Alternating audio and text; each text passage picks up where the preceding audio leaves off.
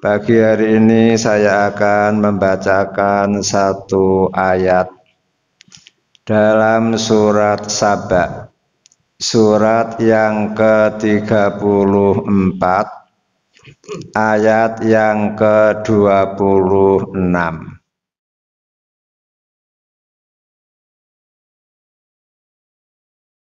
Assalamualaikum warahmatullahi wabarakatuh.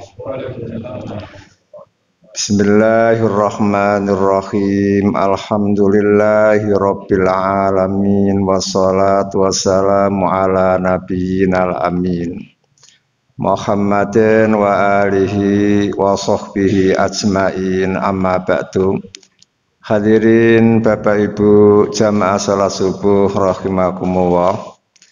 Pagi hari ini saya akan membacakan satu ayat dalam surat Saba, surat yang ke-34, ayat yang ke-26. A'udzu billahi minasyaitonir rajim. Kul, katakanlah wahai Nabi Muhammad, ya jema'u akan mengumpulkan bainana di antara kami, Rabbuna Rabb kami. Rabb itu artinya Khalik, pencipta kami. Rabb itu artinya Malik, pemilik kami, yang memiliki kami. Rabb itu artinya Mudabbir, yang mengatur kami.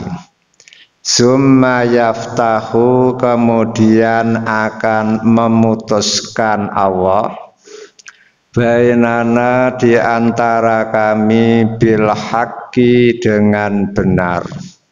Wa huwa, dan Allah, al-fattahu, yang maha memutuskan, al-alimu, yang maha mengetahui.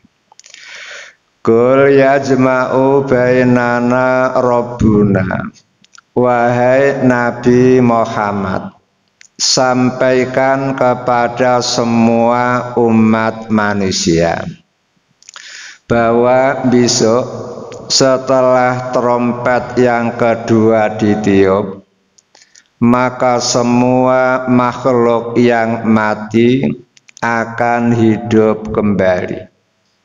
Para malaikat hidup kembali, jin-jin hidup kembali, manusia hidup kembali, hewan-hewan mulai dari Nabi Adam hingga hewan yang paling akhir juga hidup kembali.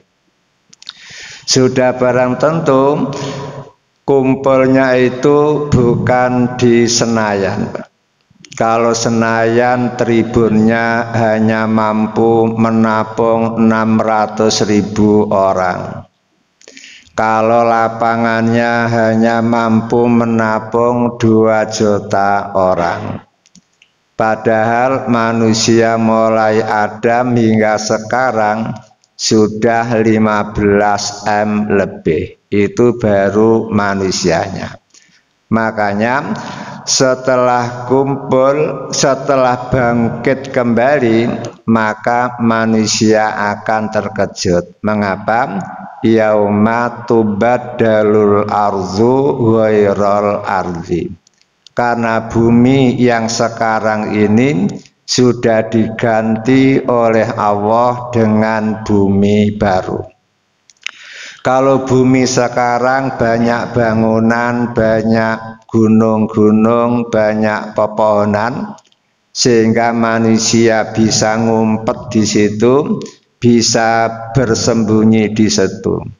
Namun bumi yang baru ini barizatan, nampak semuanya, rata semua, sehingga semua orang kelihatan. Summa yajma'u bainana, summa yajma'u, Yasma'u bainana Rabbuna. Setelah semua bangkit dari kubur, lalu dikumpulkan oleh Allah di bumi yang baru itu. Lah setelah kumpul semua di situ, dan pada waktu itu wabasarukal hadid, pandangan mata panjenengan tajam sekali. Kalau di dunia tumpul, Pak, Raqib Atid yang ada di sebelah kita, kita tidak tahu.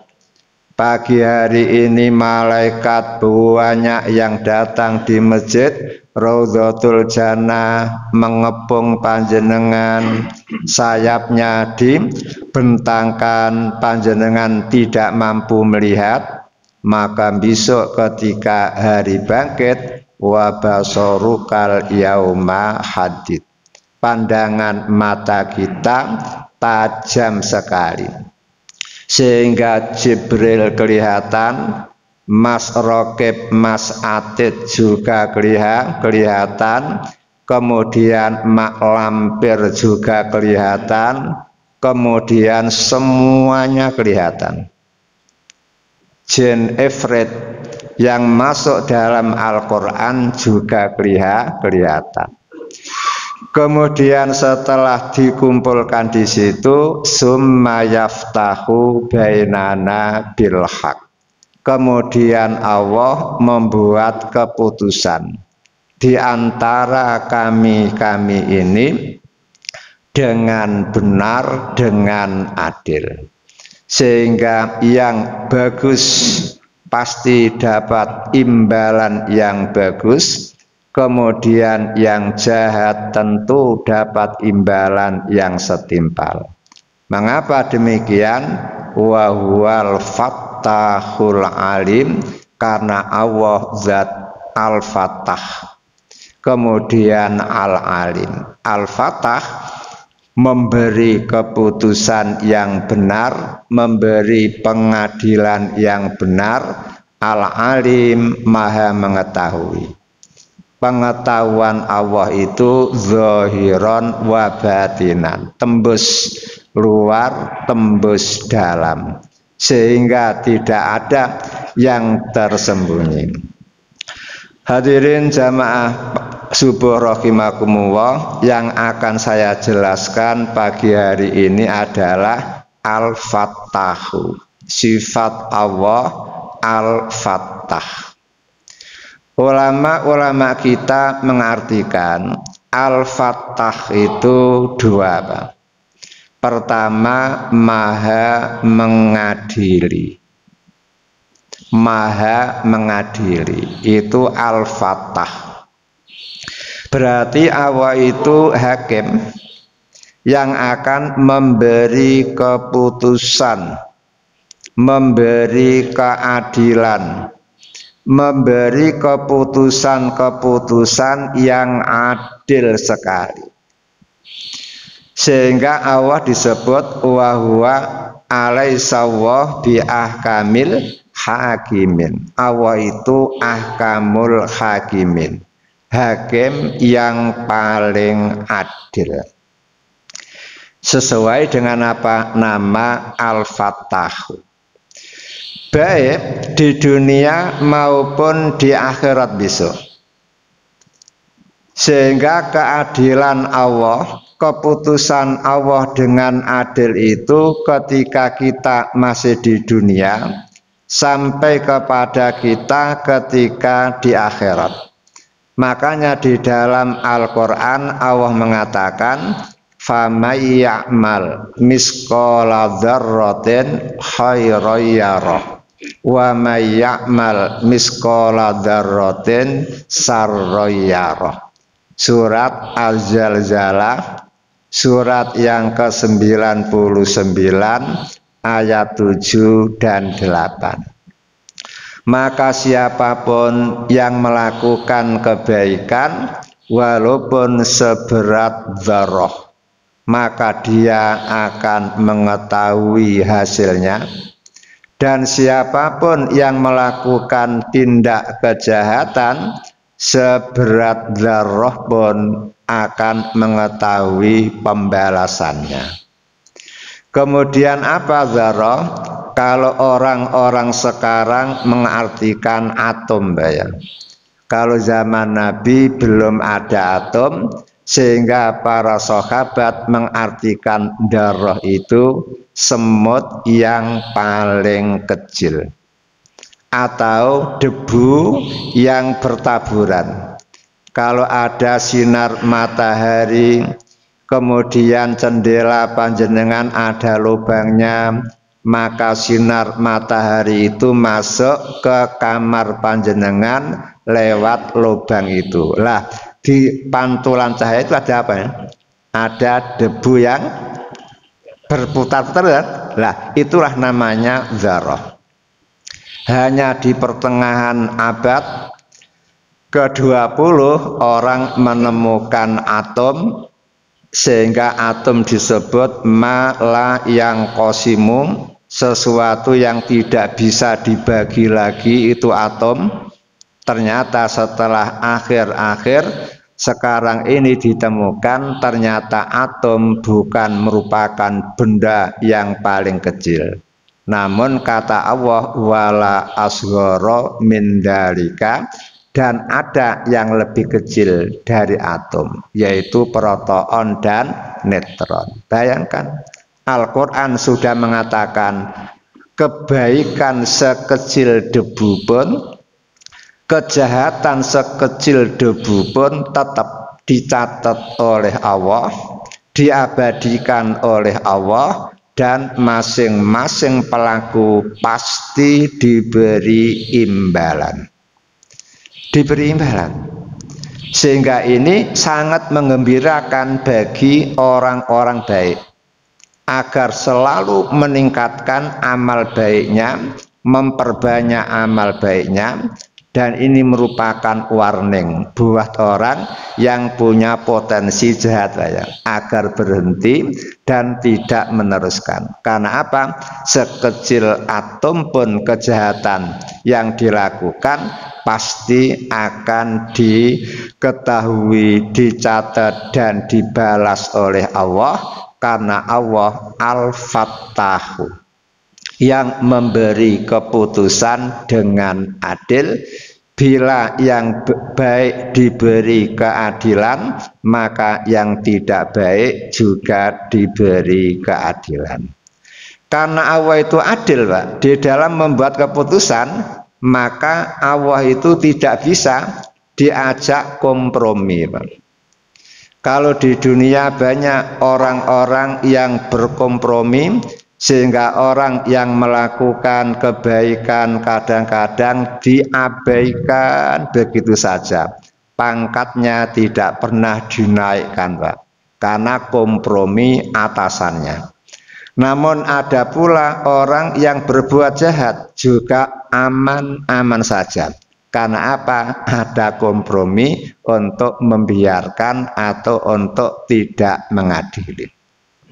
Makanya kalau panjenengan pernah mengikuti kajian Pak Mahfud MD, dia pernah cerita kan di TV itu, ada seorang hakim yang lumayan nakal itu. Setiap dia mau memberi keputusan, selalu dapat 2 amplop. Amplop dari penuntut agar si penjahat itu dikasih hukuman seberat-beratnya, kemudian diam-diam juga dapat amplop yang kedua dari yang tersangka, agar diberi keputusan seringan-ringannya. Karena apa? Hukum itu kadang-kadang apa, Pak? Fleksibel, Pak, ya. Selalu makan orang yang melanggar lalu lintas tidak pakai sabuk, Pak. Apa hukumannya, Pak?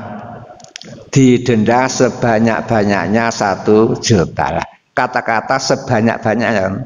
Sehingga kadang-kadang 100 oke, 200 oke, tinggal pelatnya. Semakin jauh pelatnya, semakin tawar menawarnya tinggilah. Hakim begitu, punya celah itu.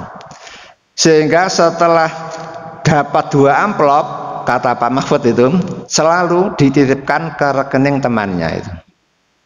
Kemudian setelah dapat tabungan 100 M, dia pensiun. Alhamdulillah, sudah dapat pensiunan dan dapat tabungan semacam itu. Namun apa? Di sesuatu yang terjadi di luar dugaan, Pak. Lah kok dia kepleset di jeding, Pak. Stroke gitu. Akhirnya mendatangkan dokter dari Singapura, sekali datang 30 juta. Zaman dulu bisa berdiri, bisa bergerak. Baru 1 minggu kembali tidak bisa bergerak lagi, datang lagi 30 juta. Begitu terus, Pak. Akhirnya apa? Setelah kehilangan dana sekitar 30 M itu, lah kok mati. Setelah mati, istrinya datang ke teman suaminya tadi, minta tidak dikasih. Dikatakan, Bu, perjanjiannya dulu, sebagian untuk saya, sebagian untuk suami panjenengan. Lah ini bagian saya. Ketika istrinya ngotot, Pak, ternyata apa? Dia mengatakan kalau kamu rewel akan kulaporkan. Dan tidak berani, Pak. Nah, itulah bukti bahwa hakim itu kalau manusia kadang-kadang seperti itu. Beda dengan Allah sebagai hakim. Karena Allah itu tidak punya kepentingan pribadi, tidak punya kepentingan keluarga, tidak punya kepentingan politik, tidak punya kepentingan organisasi, tidak punya kepentingan nasional. Kepentingan Allah hanya satu, rahmatan lil alamin. Itulah hebatnya Allah ketika menjadi hakim, sehingga khairul hakimin, Allah itu hakim yang paling bagus, ahkamul hakimin, hakim yang paling adil. Lah dengan informasi semacam ini, Pak, bisa mendorong kita orang-orang baik agar semakin baik. Kemudian orang-orang yang tidak baik harus segera berhenti, tobat, insya Allah akan tetap diterima kedatangannya, sehingga menjadi orang yang bersih kembali, kemudian mengisi sisa-sisa hidupnya dengan hal-hal yang baik. Sebagai bukti, Pak, kalau Allah di dalam membuat keputusan itu tidak pernah kompromi. Lihat itu dalam surat Al-Maidah, surat yang kelima, ayat 36. Innalladzina kafaru law anna lahum ma fil ardi jami'a wa mislahu ma'ahu liyaftadu bihi min adzabi yaumil qiyamah ma tuqbila minhum walahum azabun alim. Sesungguhnya orang-orang kafir seandainya memiliki harta kekayaan yang ada di bumi ini semuanya, wa mislahu, lalu ditambah lagi harta kekayaan sepenuh bumi semuanya, liyaftadu bihi min adzabi yaumil qiyamah, untuk dijadikan tebusan agar selamat dari siksa api neraka, matuqbila minhum, maka tebusan tersebut tidak akan diterima oleh Allah.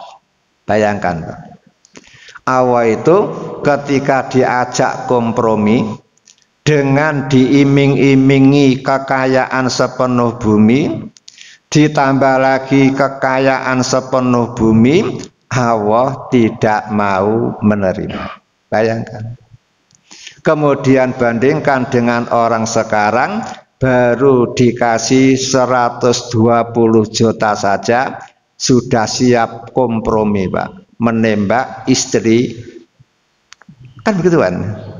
Kemudian dikasih uang segini saja kadang-kadang kompromi, siap melakukan ini, melakukan itu, itulah mudahnya manusia.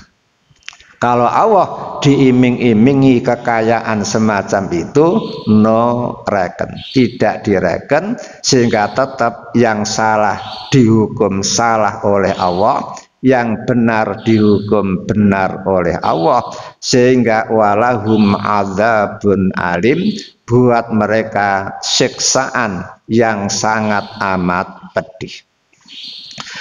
Kemudian di dunia ini memang banyak Pak yang mengalami ketidakadilan. Coba jenengan lihat ketika Nabi Muhammad hidup di Mekah Pak. Secara umum semua orang menilai Nabi Muhammad itu al-amin, orang yang sangat amat dipercaya. Sehingga ketika Nabi Muhammad belum jadi nabi, rata-rata orang Mekah yang punya duit banyak pasti uangnya itu dititipkan kepada Nabi. Karena dulu belum ada bank Pak. Nabi Muhammad mewakili sebagian dari tugas bank Pak ya, penyimpanan uang. Kemudian untuk transfer itu Zubair yang biasa dititipi orang Mekah, kirim duit ke Yaman kemana-mana itu Zubair. Kemudian ada lagi seorang sahabat yang bertugas untuk mengembangkan itu, sehingga sudah mewakili bank, penyimpanan, pengiriman, pengembangan, itu kan fungsi bank. Lah Nabi Muhammad selalu Pak menerima titipan-titipan itu. Sampai Nabi Muhammad ketika mau hijrah, Nabi Muhammad pesan, wahai Ali, ini semua milik orang-orang Mekah. Ini nanti setelah saya hijrah, tolong berikan kepada pemiliknya. Begitu Pak. Namun setelah Nabi Muhammad terutus menjadi Nabi dan Rasul, masa Allah Nabi Muhammad yang terhormat itu dicitrakan oleh Abu Jahal sebagai penjahat, dicitrakan oleh Abu Lahab sebagai penjahat, sehingga kemana-mana Abu Lahab itu selalu mengatakan Muhammad kadzabun, pembohong, Muhammad adalah kahinun mbah dukun, Muhammad adalah sahirun, tukang sihir, Muhammad adalah majnun, stres. Itu terus digembar-gemborkan Pak. Padahal ada teori kan, kebohongan itu kalau diulang-ulang dianggap kebenaran begitu. Itu yang dipakai oleh Abu Lahab. Sehingga manusia sering berbuat seperti itu.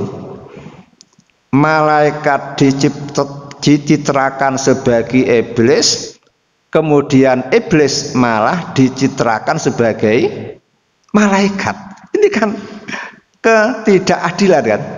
Namun alhamdulillah wa huwa ahkamul hakimin. Allah itu hakim yang paling jujur, sehingga Nabi Muhammad tetap dijaga oleh Allah, sehingga yang mulia tetap nampak kemuliaannya. Abu Lahab yang jahat walaupun dicitrakan sebagai malaikat tetap kelihatan kejahatannya, sehingga di akhir hayatnya apa yang terjadi Pak? Abu Lahab terkena penyakit yang sangat amat menjijikkan, sampai keluarga tidak ada Pak yang berani dekat-dekat. Kemudian pasukan berpakaian astronot Pak, ketika COVID dulu loh Pak, tidak ada yang berani Pak, sehingga betul-betul sendirian. Di saat dia sakit itu, ketika dia mati, tidak ada yang berani memandikan, tidak ada yang berani mengangkat, tidak ada yang berani mengubur. Akhirnya apa? Dibuatkan lubang agak jauh. Setelah lubang selesai, kemudian mereka ambil empring atau kayu panjang, kemudian bersama-sama untuk mendorong jasad Abu Lahab. terus didorong pakai kayu panjang itu. Setelah masuk ke dalam lubang baru ditimbun jarak jauh. Akhirnya semua orang mengetahui. Inilah akibat kejahatan Abu Lahab terhadap Nabi Muhammad. Orang baik-baik selalu dicitrakan sebagai iblis, sementara iblis dicitrakan sebagai malaikat. Namun Allah adil, tetap menjunjung tinggi Nabi Muhammad, tetap menjunjung tinggi pewaris-pewarisnya, sehingga yang baik kelihatan baik dan hasilnya baik, yang jahat kelihatan kejahatannya dan hasilnya pun jelek. Itulah famay ya'mal misqala dzarratin khairan yarah wa may ya'mal misqala dzarratin syarran yarah.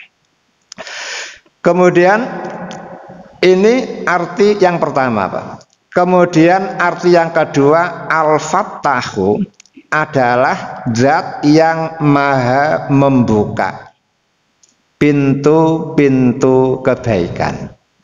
Jadi di samping al-fattahu, zat yang maha memberi keadilan, memberi keputusan dengan adil, arti yang kedua adalah al-fattahu, zat yang maha membuka pintu-pintu kebaikan. Segala kebaikan yang sangat amat dibutuhkan oleh umat manusia yang hidup di dunia ini, Allah yang membukanya. Apa kebaikan-kebaikan yang sangat amat dibutuhkan oleh umat manusia? Pertama, ilmu nafi, ilmu yang bermanfaat, Pak. Itu merupakan kebaikan yang sangat dibutuhkan. Masalah ilmu nafi, Allah pula yang membuka. Kemudian rizqun mubarakun, rezeki yang barokah. Yang membukakan pintu rezeki yang barokah juga Allah. Sehingga rezeki ada yang tidak barokah, itu bukan kehendak Allah, Pak. Namun kalau rezeki barokah, itu kehendak Allah. Sehingga orang harus betul-betul pilih-pilih. Kemudian hidayah taufik, Pak. Hidayah taufik ini pun Allah yang membuka. Tidak ada orang yang mampu membukakan pintu hidayah taufik. Karena hidayah kan ada dua. Ada hidayah irsyad, sekedar menunjukkan sholat hukumnya wajib, puasa Ramadan hukumnya wajib, zina haram, mencuri haram, itu namanya hidayah irsyad. Semua guru bisa menyampaikan itu, semua orang tua bisa menerangkan hal itu, namun membuat anak sadar lalu melakukan itu orang tua tidak mampu. Hanya Allah saja yang mampu. Allah yang mampu. Jangankan orang seperti kita, Pak. Nabi Muhammad saja tidak bisa, kan? Coba lihat ketika Nabi Muhammad mengetahui pamannya yang bernama Abu Thalib, Pak, mau meninggal dunia. Apa yang terjadi? Nabi Muhammad langsung datang ke rumah Abu Thalib. Kemudian pada waktu itu di rumah Abu Thalib ada abu-abu yang lain. Abu Jahal ada, Abu Lahab ada, kemudian Abu Sufyan ada, dan masih banyak lagi abu-abu yang lain. Nabi Muhammad sebagai ponakan yang dulu ketika kecil diramut oleh Abu Thalib, Nabi Muhammad duduk di sampingnya langsung ngomong, "Kul ya ami, wahai pamanku, kul la ilaha illallah." Ucapkan kalimah la ilaha illallah. Kalimatan uhaju bihalaka indallah. Kalau paman mau mengucapkan kata-kata itu, saya sanggup sanggup membela paman di hadapan Allah, sehingga paman selamat dari api neraka dan masuk ke dalam surga. Abu Jahal ngomong, hei Abu Thalib, atarghabu an millati abaikum, apakah kamu benci terhadap agama warisan nenek moyang kamu? Kamu mau mati, jangan macem-macem.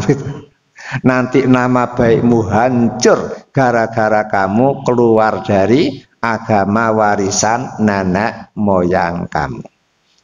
Nabi Muhammad mentalkin yang kedua.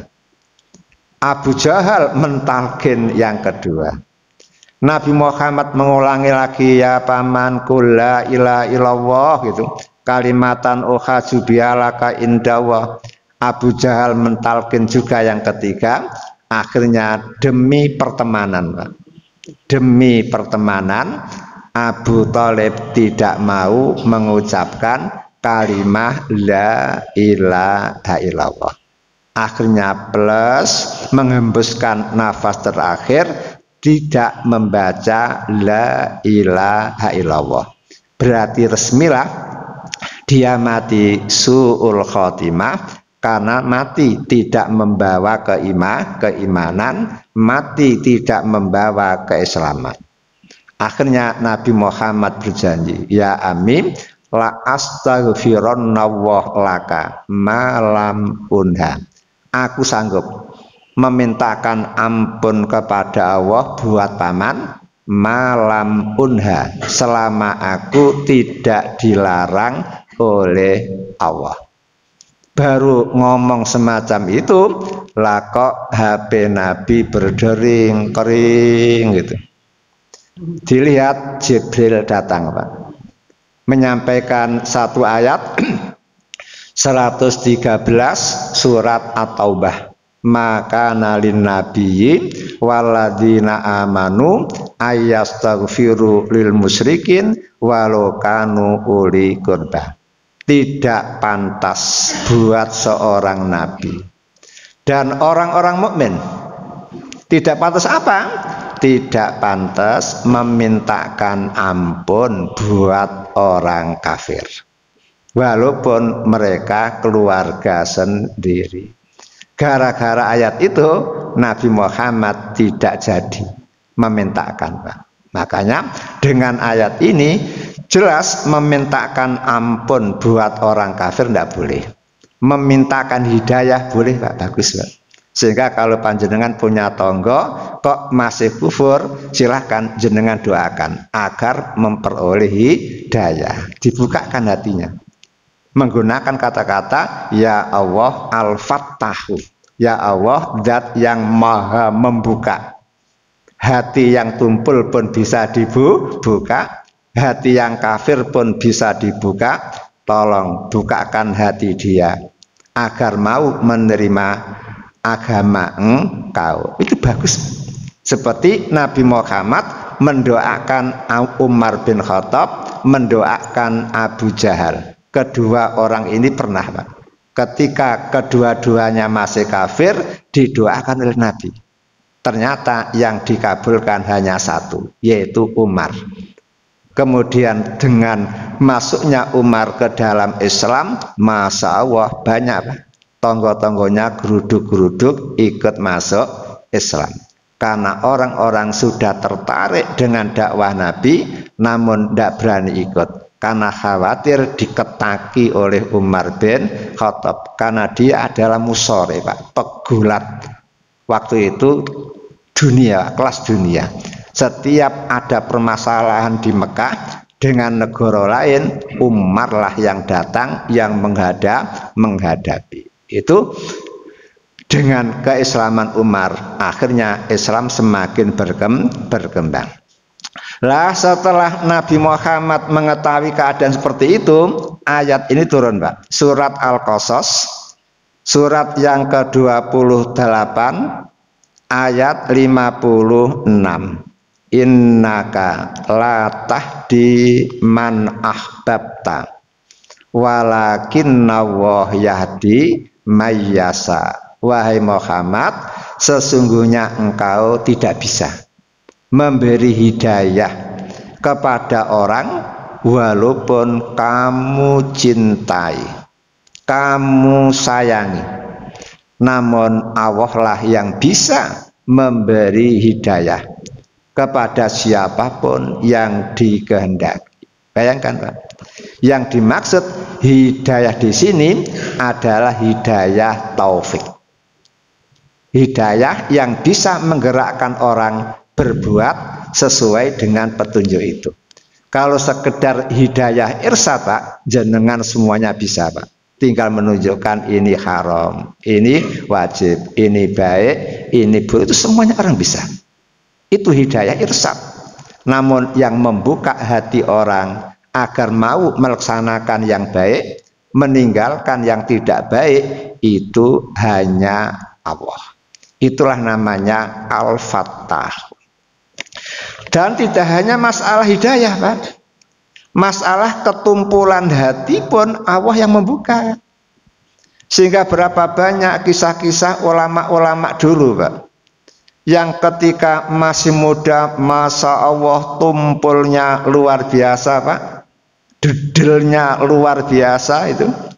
Namun karena hal-hal tertentu yang dilakukan, di samping dia selalu memperbanyak istighfar, kemudian datang kepada gurunya minta bantuan supaya didoakan, akhirnya langsung setiap ngaji langsung pelek, semua yang disampaikan oleh gurunya masuk, kemudian akhirnya menjadi luar biasa, Pak. Ilmunya melaut. Contoh Abu Hurairah, Pak. Panjenengan tahu Abu Hurairah itu Islamnya baru 3 tahun, Pak, bersama Nabi, dan sudah ditinggal wafat oleh Nabi. Sehingga Abu Hurairah mondok di pesantren Nabi itu hanya 3 tahun. Awal-awal dia mengikuti kajian Nabi Muhammad itu betul-betul bingung, Pak. Bar pengajiannya, bar pula ilmunya itu. Akhirnya apa? Setelah beberapa kali seperti itu dia mendekati Nabi,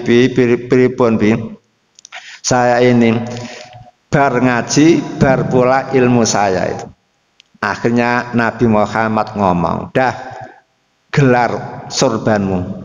Akhirnya digelar, Pak.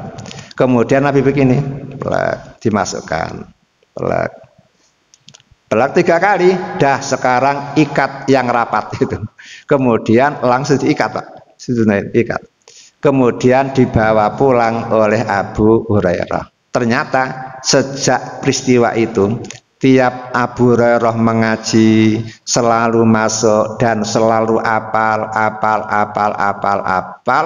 Setelah Nabi Muhammad wafat, Abu Hurairah lah yang menjadi profesor hadis. Tidak ada sahabat yang mengalahkan kehebatan Abu Hurairah tentang hadis. Tidak ada. Sehingga disebut apa? Bahrul hadis, lautan hadis. Bayangkan, itu bukti Al-Fattah. Allah itu zat yang maha membuka hati. Hati yang tumpul bisa terbuka. Kemudian begitu pula rezeki yang barokah, Pak. Itu pun hak Allah. Allah yang membuka. Semua hamba dikasih rezeki oleh Allah. Namun yang berbarokah tidak semua orang. Sehingga Allah pula yang akan membukanya. Oleh karena itu, maka yang paling bagus untuk kita, Pak, setelah kita percaya bahwa Allah itu Al-Fattah, maha memberi keputusan dengan adil, setelah kita percaya bahwa Allah itu Al-Fattah, pembuka pintu-pintu kebaikan, maka dengan mengimani nama Allah tersebut, diharapkan manusia harus lebih mencintai Allah daripada yang lainnya. Cintanya kepada Allah harus melebihi cinta kepada yang lain.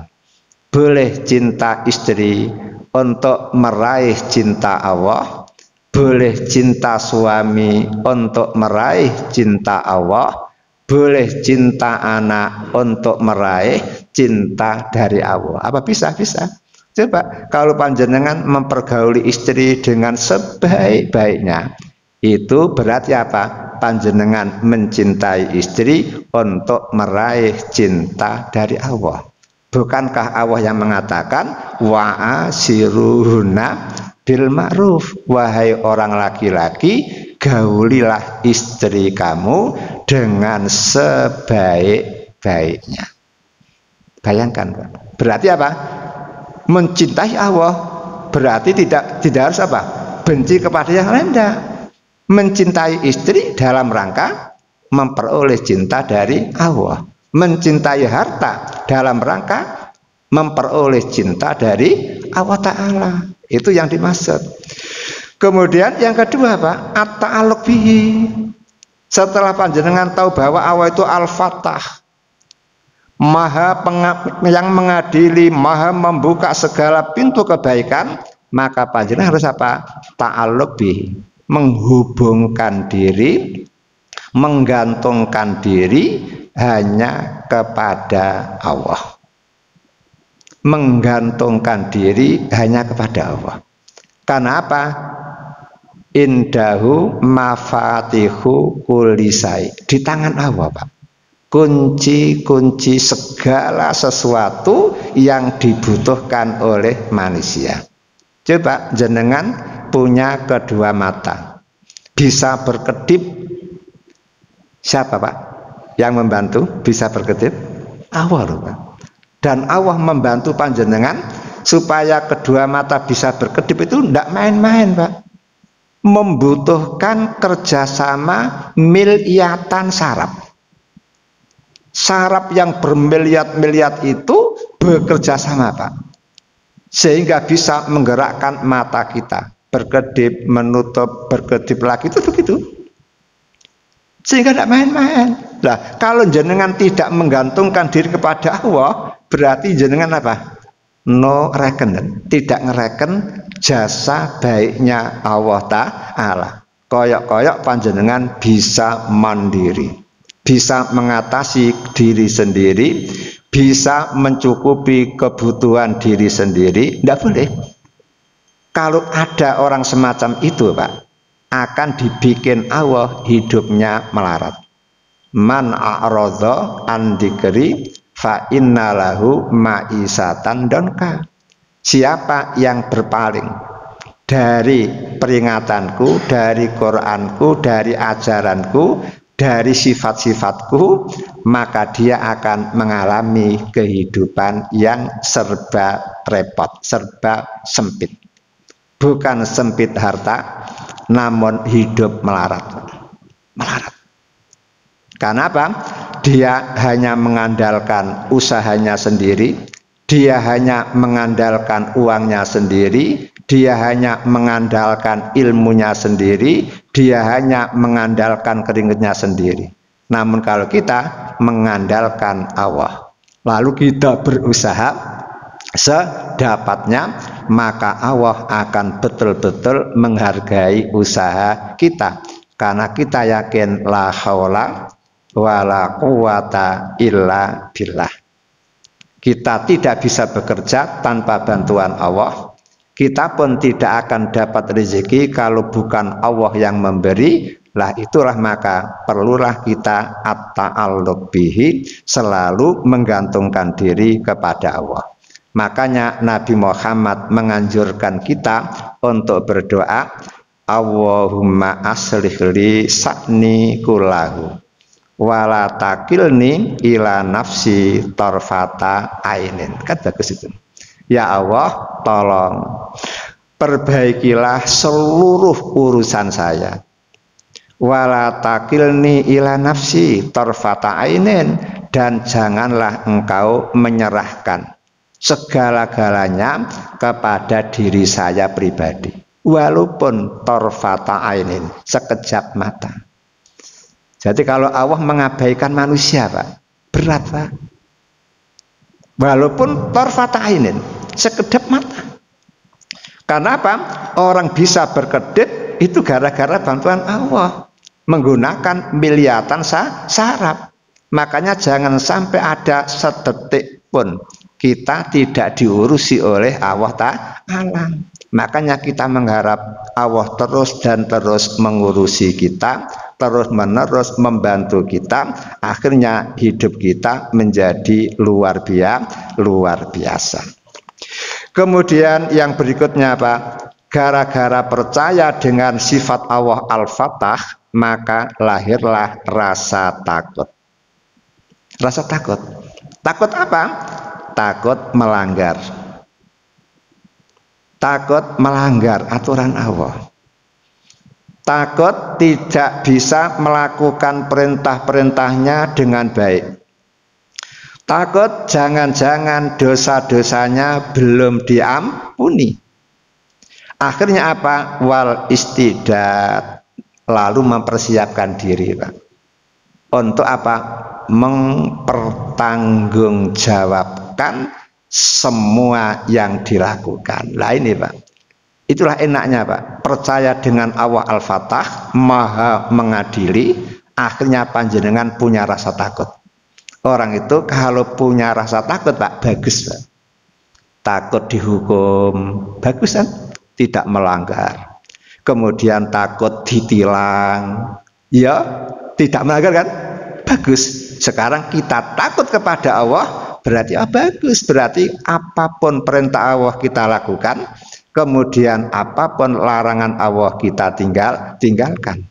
Itu sangat amat bagus. Lebih-lebih kita tahu semua yang kita lakukan akan dimintai pertanggungjawaban oleh Allah.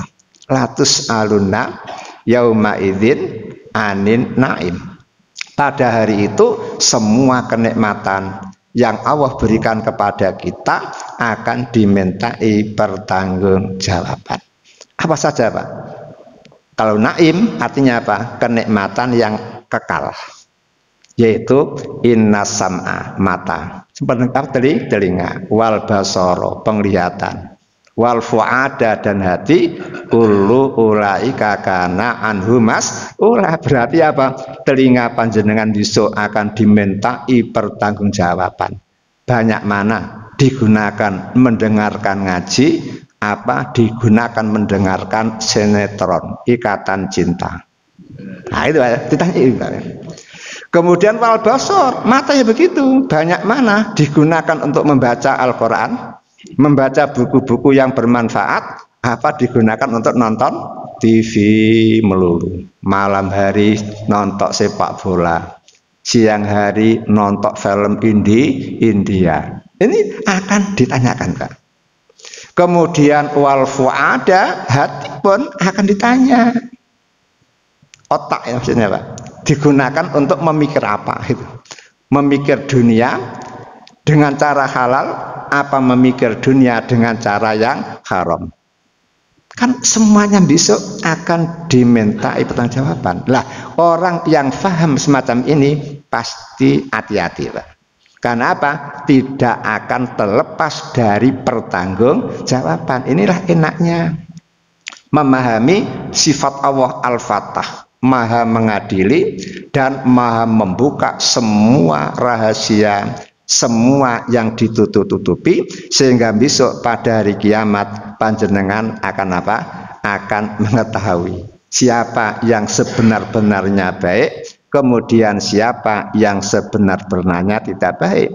Wabil khusus Pak, adzulmu bil ibad, berbuat zalim terhadap apa? Sesama manusia. Ini lebih berat lagi Pak pertanggungjawabannya. Kenapa? Kalau panjenengan melanggar kepada Allah Pak, tidak sholat umpamanya, melanggar apa perintah-perintah Allah yang pribadi dengan Allah Pak, mudah untuk diselesaikan. Namun kalau zalim terhadap sesama manusia, ini beratnya luar biasa. Contoh Pak ya, apakah jenengan pernah berpikir anak lahir dalam keadaan cacat? gara-gara lahir cacat, akhirnya apa Pak? Dia menderita seumur hidup. Waktunya kawin tidak payu-payu loh Pak. Daftar kerja kemana saja tidak diterima. Karena apa? Cacat. Ternyata menurut penyelidikan, anak-anak yang lahir dalam keadaan cacat itu banyak terjadi gara-gara apa Pak? Bapaknya itu suka jajan Pak. Senengannya pergi ke Doli saja. Kira-kira bagaimana besok hari kiamat Pak? Ketika hari kiamat tiba, anak dihisap oleh Allah, ngomong apa Pak? Yakin, ya Allah, saya gagal total gara-gara bapak saya. Karena bapak saya ananiah, egoistis, hanya nurutin nafsu, akhirnya suka jajan. Akhirnya saya terkena efek sampingnya. Itu kan luar biasa Pak. Pernahkah berpikir seperti itu? Padahal bukankah setiap pelanggaran itu selalu ada imbalan? Mayak malsuan yujza bihi. Siapa yang berbuat jahat selalu dibalas oleh Allah. Itu contoh-contoh kecil.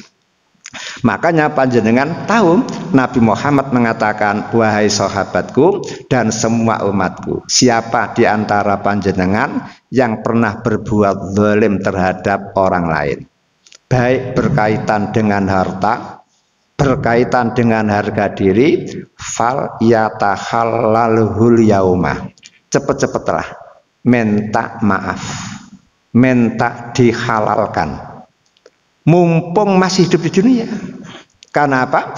Kalau sudah meninggal dunia, kiamat terjadi, la dinaro wala dirham.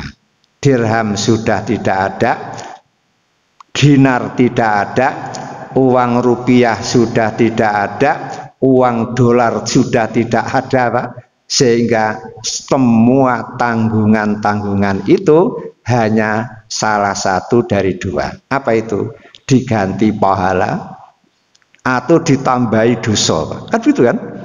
Bayangkan kita yang beribadah mulai balik hingga sepuh sampai wafat, menumpuk-numpuk pahala agar bisa dibawa menghadap Allah. Ternyata setelah sampai di sana terlalu banyak orang-orang yang menuntut haknya. Lebih-lebih orang yang korupsi di Indonesia Pak ya. Ketika dia dihisap oleh Allah, 270 juta orang Pak berbondong-bondong menghadap kepada Allah. Ya Allah, orang ini dulu pernah menghasap hak saya. Bansos mestinya milik kami, ternyata dipangan sendiri. Coba Pak, mau diganti uang tidak punya uang, diganti dinar tidak punya dinar, yang dia punya apa pahala? Sebanyak apapun pahalanya Pak, habis Pak. Kalau sudah habis, kemudian kok masih ada yang datang menuntut, maka dosa yang menuntut Pak diambil, diberikan kepada dia.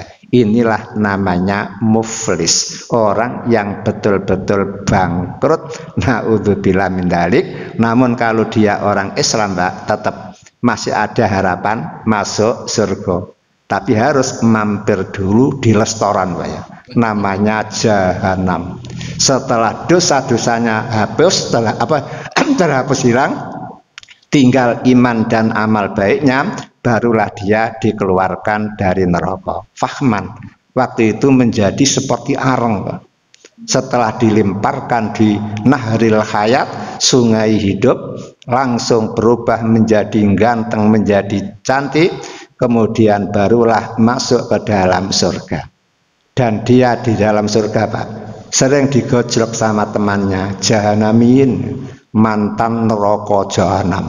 Kalau di dunia ada mantan narapidana, di surga pun ada mantan neraka jahanam. Yang kita harapkan langsung saja, tidak usah mampir Pak ya, langsung ke surga. Maka imanilah sifat Allah. Al-Fatah. Sekian, mari kita akhiri dengan doa kafaratul majelis. Subhanakallahumma wa bihamdika, asyhadu an la ilaha illa anta, astaghfiruka wa atubu ilaik. Walhamdulillahi rabbil alamin. Wal afu minkum. Assalamualaikum warahmatullahi wabarakatuh.